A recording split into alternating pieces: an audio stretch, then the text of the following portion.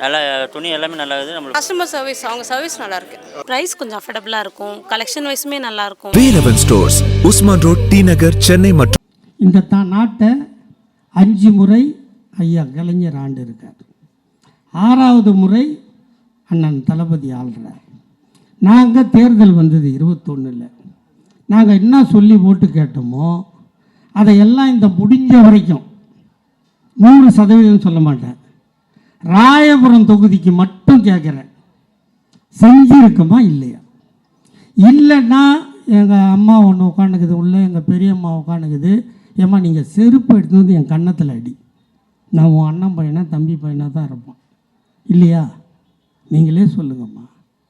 5 முறை இங்கே ஓட்டு போட்டிங்களா இல்லையா? 5 முறை ஓட்டு போட்டு மந்திரி ஆக்குனீங்க. கொஞ்சம் நீங்கள் இங்கே வந்து பேச டெய்லி பேசி பேசி கஷ்டமாகுது. 5 முறை ஓட்டு போட்டு மந்திரி ஆக்கி சபாநாயகராக்கி எல்லாம் பண்ணோமா இல்லையா? சொல்லுங்கள். இந்த இருக்கிற ஸ்டான்லி சப்பு கட்டுறதுக்கு அந்த மயிராண்டியால் முடிஞ்சுதா இல்லையா? நம்ம தானே கட்டணும். இந்த இருக்குது தங்கசாலை மேம்பாலம், அதை நம்ம தானே கட்டணும். ராயபுரம் பிரிட்ஜியை சரி பண்ணது யார்? நம்ம தானே பண்ணோம். எல்லாத்தையும் சமுதாய கூடம், ஸ்கூலு, இதை தாண்டி எவனா சிக்காயிட்டா ஸ்டான்லிக்கு போனால் ஆப்ரேஷன் பண்ணுற டேபிளை கூட இன்க்ரீஸ் பண்ணியிருக்கோம், பெட்டை கூட்டியிருக்கோம். அதே நிலைமை தான் ஆர்எஸ்ஆர். இதை செய்ய முடியாதான். மைக்கெல்லாம் தந்து முன்னாடி நீட்டாங்க. அவர் எப்போவுமே கோண இசப்படுறவர். நீங்கள் பார்த்துக்கிறீங்களா? இப்போ என் மைக்கு முன்னாடி இது நான் தொடுறேன்னா பேசுறதுக்கு தானே மைக்கு. அவர் அப்படியே சேர்த்து சேர்த்து பிடிப்பார். எல்லாமே சிந்துன்னு நினப்பு. சேர்த்து சேர்த்து பிடிப்பார். ஏண்டா உன்னை தான் வானா நைனா உனக்கு வயசாகி போச்சு. யார் சொன்னது? நான் சொல்லலை. வயசாகி போச்சு நான் சொன்னேன். அரெஸ்ட் பண்ண வந்தாங்கல்ல போலீஸு, அரெஸ்ட் பண்ணான். அமுல் பேபி மாதிரி அழகாக தானே இருந்தார். அது வரைக்கும் வீரனாக பேசியிருந்தார். போலீஸ் வந்தோன்னே அவங்க பிள்ளை இல்லை, சித்துவோட பிள்ளைக்கு சித்தப்பன் அண்ணன், அவன் அண்ணனோ கண்ணனோ எனக்கு வனாசாமி, அதெல்லாம் அவன் எங்கள் அப்பாவை போலீஸ் பிடிக்க வந்துடுச்சு, சுகர் இருக்குது, பிபிக்குது, இன்னொன்று என்னமோகுது, இப்படிட்டு போகிறாங்களே. இவ்வளோ நோய் வச்சுக்கினா சிந்த மாசமாக்கணும். முடிஞ்சது இல்லை. வந்தால் சந்திக்கணும். நான் பேசினேன்டா 21 எங்கள் ஆட்சி, எங்கள் முதலமைச்சர். நான் பேசினேன் 23 ஜூன். எனக்கு வந்தது போலீஸ். நான் சுகர் இருக்குது பிபி இருக்குதுடா சொன்னேன். வக்கீல்கிட்ட கூட சொன்னேன்டா, எனக்கு வயசாகி போச்சு சுகர் இருக்குதுன்னு போட்டு பெயில் வாங்கினேன், நான் கிழிச்சு போட்டுருவேன்னு சொன்னேன். இந்த உட்காண்டிருக்கார். என்னை சென்ட் ஆஃப் பண்ணி ரிசீவ் பண்ணவர் இளையாருனா தான். ஆமாங்க, நான் சென்ட் ஆஃப் ஆகி போயிட்டேன். என் வீட்டுக்கு போய் ஆறுதல் சொல்லி 64 டேஸ் கழித்து வெளியே வரும்போது ஒருத்தர் கூட இருக்க மாட்டாங்களோன்னு பயந்தேன். ஆனால் வாசலில் வந்து 2 காரோட நின்று வரவேற்று கூத்து வந்தார். நான் ஒரு நாள் 64 நாள் ஆளுங்கட்சியில் ஒரு கட்சியோட பேச்சாளர் உள்ளே இருந்தேன்டா. இந்த கட்சி என்னை ஜெயிலில் வச்சாலும் இந்த கட்சி மக்களை வாழ வச்சுட்டு பார், அதுதான்டா சிறப்பு. நாதாறு மாதிரி நாளெலாம் கிடைக்கல நாய் மாதிரி கத்திட்டு போகிறவில்லை சிவாஜி கிருஷ்ணமூர்த்தி. இந்த கட்சி என்னை விரட்டி துரத்தினாலும் இந்த கட்சி இந்த நாட்டுக்கு தேவை என்ற காரணத்தால், இந்த கட்சி இந்த நாட்டை சீரமைக்கும் என்ற காரணத்தால் இந்த கட்சியில் தொடர்கிறேன். இந்த கருப்பு சிவப்பு துண்டை உயிரை விட மேலாக நினைக்கிறேன். ஆனால் இன்னைக்கு எதிர்கட்சியாக இருக்கிறவங்க என்னன்னா, ஸ்டாலின் அரசாங்கம், விடியா திமுக அரசாங்கம் மக்களிடம் மன்னிப்பு கேட்க வேண்டும். என் மயிரை கேட்போம். இவ்வளோ பண்ணியிருக்கோமா இல்லைடா? இவ்வளவும் பண்ணியிருக்கோமா இல்லையா? நாங்கள் பண்ணாதியா கேட்குறோம். இந்த தொகுதிக்கு எவ்வளோ கதை சொன்னேன். இவ்வளவும் நீ 25 வருஷம் செஞ்சுருக்கலாமா இல்லையாடா? ஒன்றுமே பண்ணல. நாங்கள் வந்து தானே பண்ணோம்.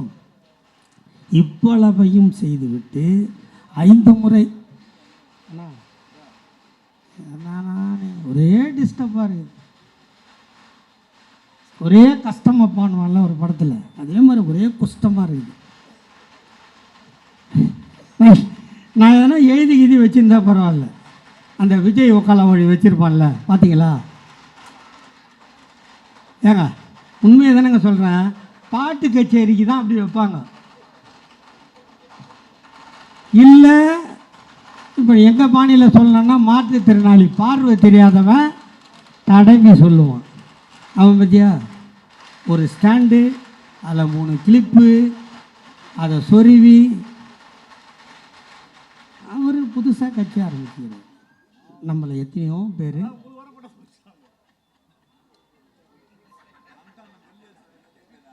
இல்லை வேணான்னு சொல்லிவிடுங்க, முடிச்சுட்டு உட்காந்துடுறேன், காலும் வலிக்குது.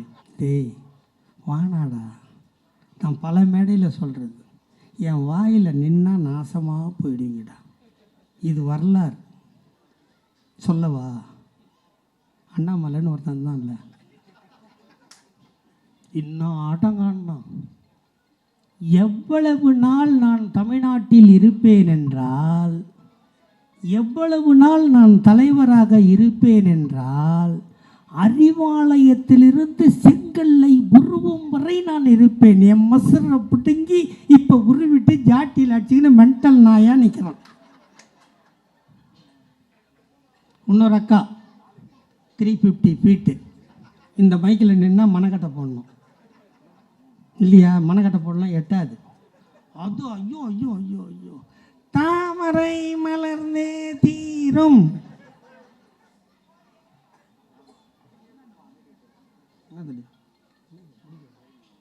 ஆஹா, ரொம்ப சந்தோஷம்.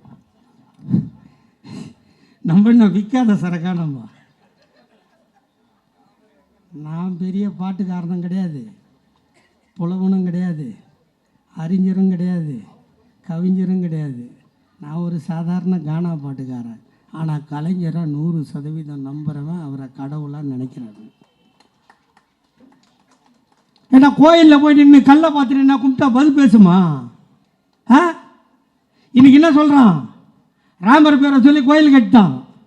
ஆனால் போன மழைக்கு ராமர், அதுவும் பெரிய ராமர் இருந்தால் பரவாயில்ல, அவர் குழந்த ராமர் குளூரில் நஞ்சிட்டாரா இல்லையா? எப்போ? 2 வருஷம் ஆகி, 2 வருஷத்துக்குள்ளே ராமர் நஞ்சார். ஆனால் எங்கள் தாத்தா கலைஞர் வச்சார் இல்லை திருவள்ளூர் சிலை கன்னியாகுமரியில். புயல் வந்ததா இல்லையா? மழை வந்ததா இல்லையா? காற்று வந்ததா இல்லையா? திருவள்ளூர் காலையும் ஆட்ட முடியல. முடிஞ்சுதா? சொல்லிவிடு, நான் போயிடுறேன். வருவார் இவர், மிளகா பொடியெல்லாம் வாங்கினேன் என் வீட்டுக்கு. போங்கடா டே போங்கடா, வயிற்றுச்சில கிளப்பி அதையும் சொல்லிட்டேன். நாங்கள் பாரு என் தம்பிங்க அதை மட்டும் தனியாக வெட்டுவாங்க. அது வெட்டி ஓட்டுறது எங்கே தான் கத்தானுங்களோ. மொத்தமாக போட்டாலும் பரவாயில்ல. ஓ இதுக்கோசம் தான் இதை சொன்னான் போகுதுன்ட்டு எவ்வளோ ஈஸியாக சொல்லிட்டு போகிறாங்க பாரு. அதனாலங்க எதை கட்டினாலும் எதை செஞ்சாலும் அதில் ஒரு காரண காரியத்தோட மக்களுக்கு நன்மை பயப்பதோடு செய்வதற்கு ஒரு கட்சி இருக்குதுன்னா அதை திமுக விட்டால் வேறு கட்சி கிடையாது.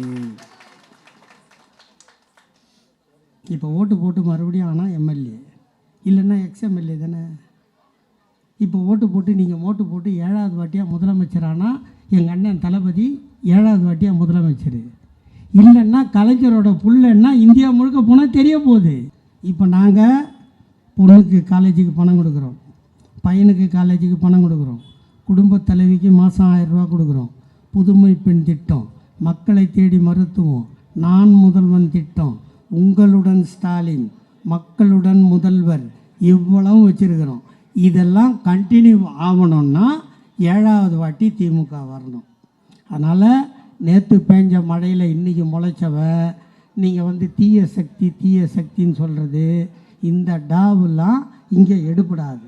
இப்போ தான் 26 நேற்று ஒரு பாட்டு விட்டானுங்களா, ஜனவரியோ பிப்ரவரிலையோ படம் வரும். அது படம் வர்றதுக்கு ஓடுமா? ஓடினோன்னா தேர்தல் மார்ச் மாதம் அறிவிப்போமா, ஏப்ரல் மாதம் போனி ஆகிடுவாரா?